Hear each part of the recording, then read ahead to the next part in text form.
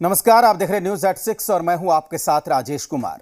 अपनी बेशुमार प्रतिभा से पहचान बनाने वाले तथागत अवतार तुलसी इन दिनों बेरोजगार हैं। सरकार, ये सुनकर आप हैरान हो सकते हैं, लेकिन सच्चाई यही है। तथागत का जन्म राजधानी पटना में 9 सितंबर 1987 को हुआ।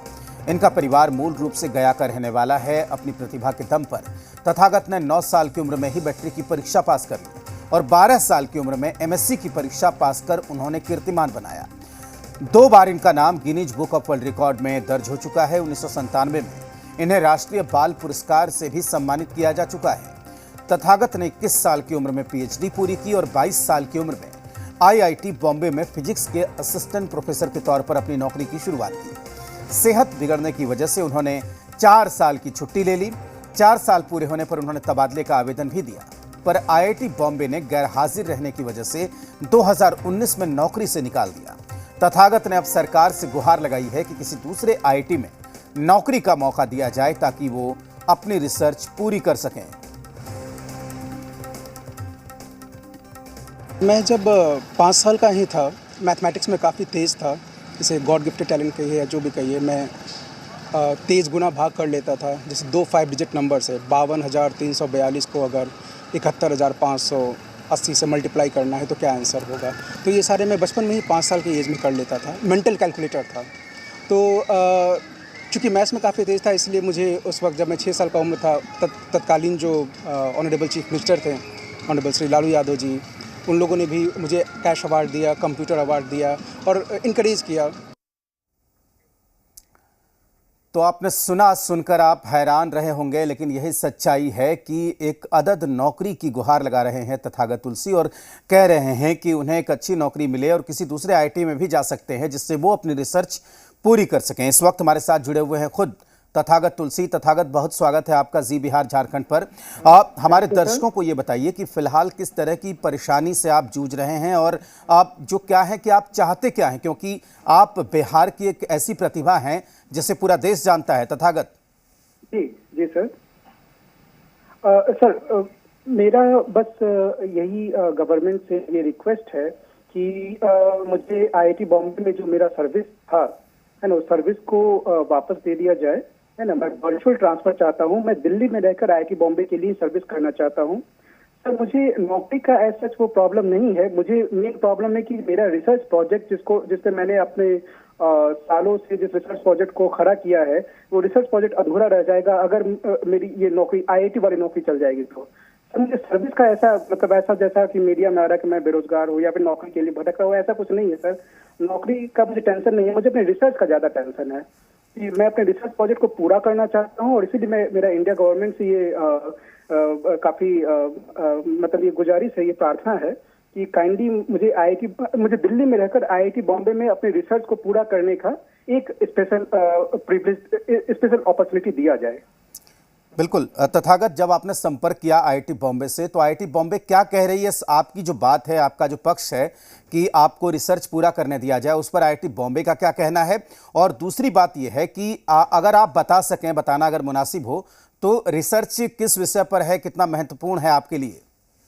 सर, पहली बात तो जैसे नॉर्मली होता है कि आईआईटी बॉम्बे में रिसर्च करने के लिए मुझे किसी भी प्रोफेसर को मुंबई में रहना जरूरी होता है। नॉर्मली सर्विस रूल यही होता है ना कि अगर आप आईआईटी बॉम्बे के एम्प्लॉय हैं, आईआईटी बॉम्बे के प्रोफेसर तो आपको मुंबई में रहना पड़ेगा।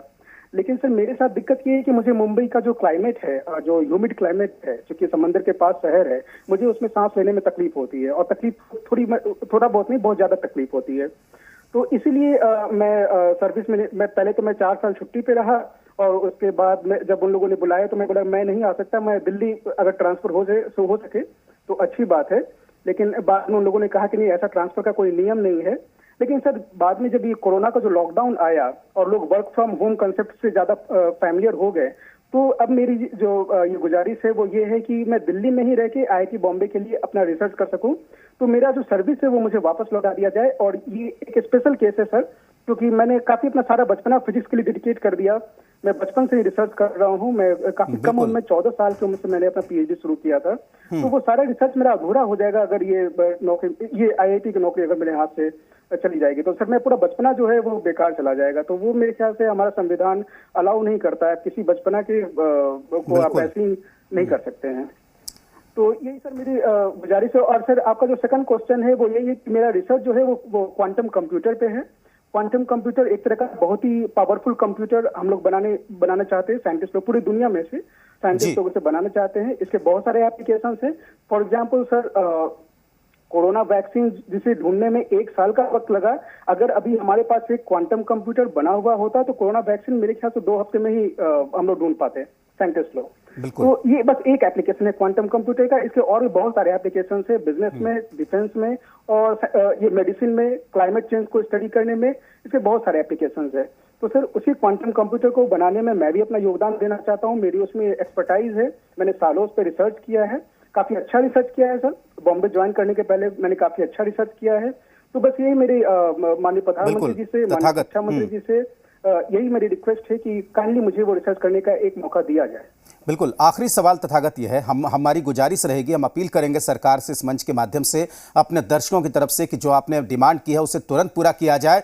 बिहार की एक ऐसी प्रतिभा को जो इतना महत्वपूर्ण रिसर्च कर रहा है उसे उनके रिसर्च का पूरा मौका दिया जाए, और जो भी सहूलियत आप चाहते हैं, क्योंकि सेहत का मामला है इसलिए उन्हें मुहैया कराया जाए। लेकिन तथागत एक सवाल यहाँ पर यह है कि क्या आप इस डिमांड को लेकर, इस मांग को लेकर आपने किसी से संपर्क किया है, बिहार सरकार से या भारत सरकार से, और अगर किया है तो क्या जवाब मिला? मैंने पहले तो कोरोना लॉकडाउन के पहले मैंने बहुत जगह अपॉइंटमेंट लेने की कोशिश की बिहार में, क्योंकि दिल्ली जाना, तो दिल्ली में भी मैं गया था सर। मैं वहाँ 2 महीने रुका था, मैं सब लोगों से मिलने की कोशिश की, लेकिन सर अपॉइंटमेंट मिलना काफी मुश्किल है। और यहाँ पे भी मैं बिहार के ऑनरेबल चीफ मिनिस्टर सर से, उनसे भी मिलने का कोशिश किया।